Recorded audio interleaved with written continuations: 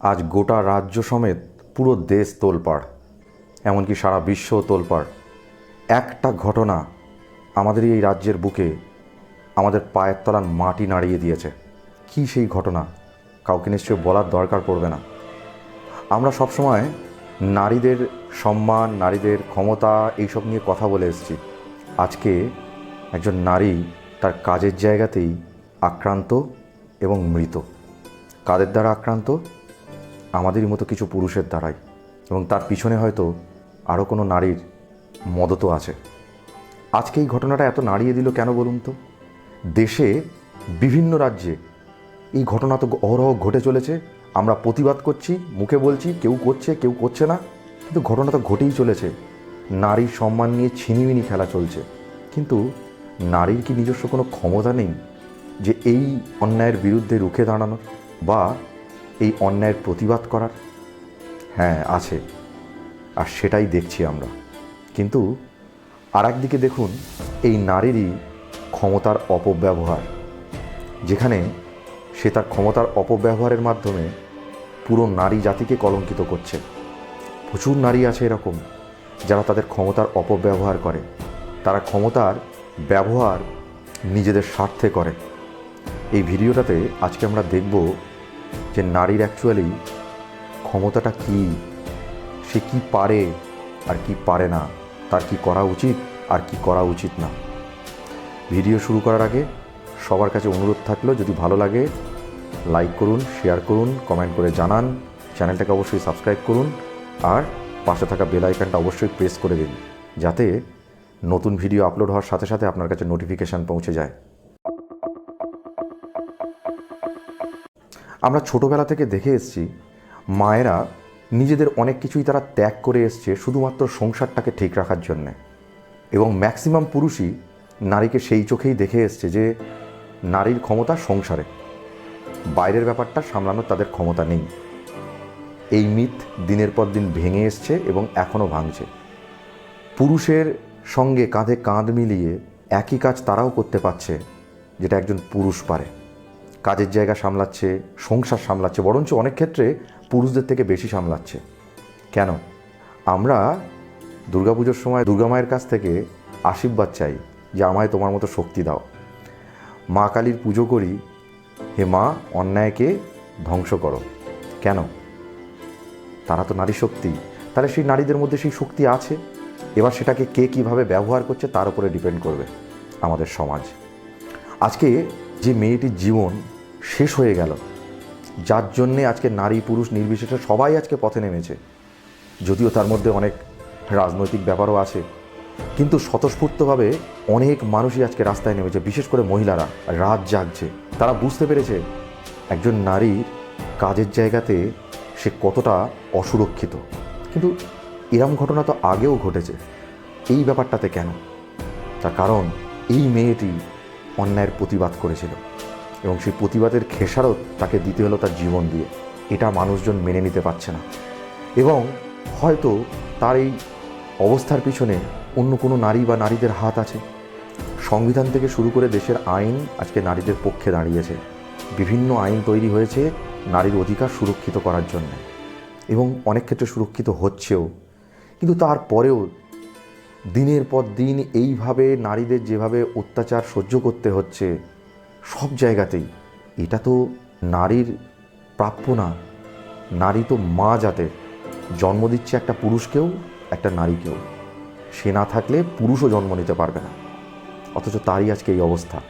আর এই অবস্থার জন্যে শুধুমাত্র কোনো একটা সিস্টেম, শুধুমাত্র কোনো একটা গভর্নমেন্ট, শুধুমাত্র কোনো একটা ক্ষমতা দায়ী না। এর জন্যে আমাদের নিজস্ব সমাজ দায়ী, আমাদের নিজেদের পরিবারই দায়ী।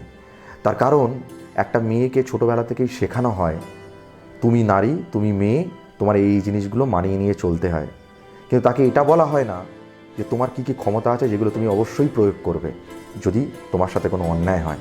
অনেকেই তার প্রতিবাদ করে এখন, আবার অনেকেই পরিবারের প্রেশারে হোক, নিজেদের সংসার সামলানোর জন্যই হোক, সে অন্যায়গুলো মুখ বুজে সহ্য করে যায়।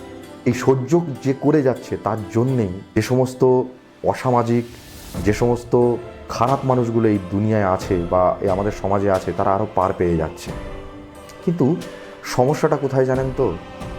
এই নারীদের মধ্যেই অনেক নারীই আছে, ধরুন যারা আজকে প্রতিবাদ মিছিলে যারা আজকে হেঁটেছেন, এই নারীদের মধ্যে এরা অনেকেই নিজের পরিবারে তার হাজব্যান্ডকে যোগ্য সম্মান দেয় না, হাজব্যান্ডের ফ্যামিলিকে যোগ্য সম্মান দেয় না, কাজের জায়গায় রাস্তাঘাটে তাদের ব্যবহার, তাদের কথাবার্তার মধ্যে দম্ভ লক্ষ্য করা যায়। ঠিক যেমন একটা ঔদ্ধত্যপূর্ণ পুরুষের মধ্যে দেখা যায়। যে পুরুষতান্ত্রিক সমাজের ম্যাক্সিমাম পুরুষই এই কাজটাই করত, সেই কাজটাই আজকে কিছু মহিলা, কিছু নারী করতে শুরু করেছে। আপনারা বলতেই পারেন, হ্যাঁ তারা এই সমস্ত দেখে দেখে তারাও এরকম হয়ে গিয়েছে বলেই তারা করছে। আমার কথা হচ্ছে একটা জায়গাতেই, আমার সাথে অন্যায় হয়েছে মানে আমিও সেই অন্যায়টা অন্য কারোর সাথে করতে পারি, তাহলে সেই মানুষটার সাথে আমার পার্থক্য থাকলো কোথায়? এটা তো অ্যাকচুয়াল শিক্ষা না। তাহলে এইটা সেই ক্ষমতার অপব্যবহার। আমি আমার ক্ষমতার ব্যবহারটা কোন জায়গায় করব? একজন নারী কোথায় পারে করতে? আইন তো তার পক্ষেই আছে যে সে যদি কারোর দ্বারা অত্যাচারিত হয়, সে মানসিক হোক শারীরিক হোক, তার জন্য আইন আছে, আইনের পথ নিন। কিন্তু সেটা না করে আমি যদি তার সাথে উল্টো ব্যবহারটা করি তারই মতো, তাহলে তার সাথে আমার কোনো পার্থক্য থাকে না। আমি যদি আমার হাজব্যান্ডের দ্বারা বা আমার হাজব্যান্ডের ফ্যামিলির দ্বারা অত্যাচারিত হই, তার জন্য আইন আছে। আমি হয় তাদের সাথে থাকবো না, নয় তাদের আইনগত ব্যবস্থা নেব তাদের এগেনস্টে। কিন্তু এই যে নারীদের জন্য এত আইন তৈরি হয়েছে, সেই আইনগুলোর অপব্যবহার করছে অনেক নারী। মিথ্যে মামলায় জড়ানো হচ্ছে হাজব্যান্ডকে, হাজব্যান্ডের ফ্যামিলিকে, এবং আইনটাও এমনভাবে তৈরি হয়ে আছে যে কথা শোনার আগেই তাদের জেলে পড়া হচ্ছে। এরপরে যদি তারা ছাড়াও পায়, সামাজিক যে সম্মানহানি তাদের হচ্ছে সেটা তারা ফিরিয়ে দিতে পারছে না। তাহলে একজন মহিলা, একজন নারী তার সেই ক্ষমতার অপব্যবহার করছে, এবং এটা অদ্ভুতভাবে সমাজে আরও কিছু মহিলার মধ্যে সেগুলো আরও বিস্তৃত হচ্ছে। তাহলে আমার ক্ষমতাটা কি সেটা আমি বুঝবো, কিন্তু সেই ক্ষমতাটার কোথায় প্রয়োগ করব, কিভাবে প্রয়োগ করব, সেটা তো আমার শিক্ষা, আমার কালচার, আমার চিন্তাভাবনা সেটা তো ডিসাইড করবে।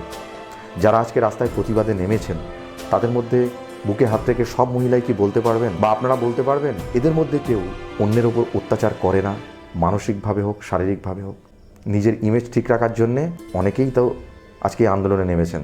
এই যে মেয়েটি আজকে তার নিজের জীবনটা দিল, সে একটা অন্যায়ের প্রতিবাদ করে দিল, কিন্তু অনেক মেয়েই তো আছে এটার সাথে কম্প্রোমাইজ করে নেয়। অনেক মেয়েই আছে চালাকি করে নিজের জায়গা বজায় রাখার জন্য আর একটা মেয়েকে বিপদে ফেলে বা আর একটা মানুষকে বিপদে ফেলে। তাহলে সেটা হচ্ছে তার ক্ষমতার অপব্যবহার। সব জেনে শুনেও আমরা কিন্তু এই জিনিসগুলোকে হয় চোখ বুজে মেনে নিচ্ছি, আর নইলে এই নারীবাদী বলে যে ব্যাপারটা আছে, যে ফেমিনিজম, সেটার আড়ালে আমরা কিন্তু নিজেদের দোষটাকে ঢেকেই যাচ্ছি। মহিলারা কিন্তু সেই কাজটাই করে যাচ্ছে। একজন মহিলা যিনি তার নিজের ক্ষমতা জানার পরেও শুধুমাত্র সংসারের দিকে তাকিয়ে, বাচ্চাদের দিকে তাকিয়ে হয়তো কোনো জব করেন না, না আমি সংসারের দিকটাই বেশি সামলাবো, তার মধ্যে তো একটা কম্প্রোমাইজিং মেন্টালিটি আছে। আবার অনেক মহিলাই আছেন যারা বাইরে জব করে সংসারটাকে চালাচ্ছে, তাদের হাজব্যান্ডকে হেল্প করছে, অথবা যদি হাজব্যান্ড না থাকে পুরো সংসারটাকেই চালাচ্ছে। এরাই তো আসল নারী, এদেরই তো সম্মান করতে হয়। নিজের ক্ষমতাকে জানুন এবং সেটা সদ্ব্যবহার করুন। এবং নিজে যে নারী, আপনি যে অনেক ক্ষেত্রেই পুরুষদের থেকে অনেক বেশি এগিয়ে, অনেক কিছু করার ক্ষমতা যে একজন পুরুষের থেকেও আপনার বেশি আছে, সেটাকে সমাজের সামনে নিয়ে এসে সমাজের সামনে একটা দৃষ্টান্ত স্থাপন করুন। বাদবাকি লড়াইটা আপনার পাশে দাঁড়িয়ে দেখবেন আপনার পরিবার, এই সমাজ করে দেবে, যেটা আজকে এই মেয়েটার জন্যে পুরো সমাজ, পুরো রাজ্য, পুরো দেশ লড়ে যাচ্ছে। অহংকার, ক্ষমতার অপব্যবহার শুধুমাত্র পুরুষরা না, নারীরাও করে। স্থান, কাল, পাত্র শুধু আলাদা আলাদা হয়, এবং আমাদের দেশের আইন অনুসারে শাস্তিটা ম্যাক্সিমাম ক্ষেত্রে পুরুষদেরই হয়, নারীদের হয় না। যদিও সময় পাল্টাচ্ছে, অনেক নতুন আইন, নতুন নিয়ম চলে আসছে, তার কারণ অনেক ফ্রড কেস আজকে সামনে আসছে। মিথ্যে মামলায় ফাঁসানো হচ্ছে পুরুষ একজন হাজব্যান্ডকে বা তার পরিবারকে। এটা সেই ক্ষমতার অপব্যবহারই। তো আপনাদের ক্ষমতাটাকে সৎ কাজে লাগান, একটা সমাজের সামনে একটা দৃষ্টান্ত স্থাপনের জন্য লাগান, যেটাতে সমাজ পরিবর্তন হয়। কেন একজন নারীই পারে সমাজের পুরো পরিবর্তন করতে, একজন পুরুষ পারে, যেটা তার থেকেও একজন নারী অনেক বেশি পারে এই সমাজটাকে একটা সুন্দর রূপ দান করতে। যত সময় কাটবে, যত পৃথিবীর বয়স বাড়বে, তত অন্যায় বাড়বে, কিন্তু এই অন্যায় বাড়াটা চোখে আঙুল দিয়ে দেখিয়ে দিতে হবে। এর প্রতিবাদ করতে হবে।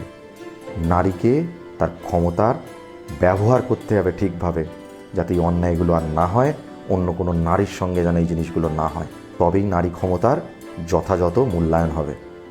যাই হোক, ভিডিওটা কেমন লাগলো অবশ্যই কমেন্ট করে জানান। ভালো লাগলে লাইক করবেন, শেয়ার করবেন, অবশ্যই চ্যানেলটাকে সাবস্ক্রাইব করুন আর পাশে থাকা বেল আইকনটা প্রেস করে দিন, যাতে নতুন ভিডিওর নোটিফিকেশান আপনাদের কাছে তাড়াতাড়ি পৌঁছে যায়। সবাই সুস্থ থাকবেন, ভালো থাকবেন, আবার দেখা হবে নতুন কোনো ভিডিও নিয়ে। আজকের মতো বিদায় নিচ্ছি।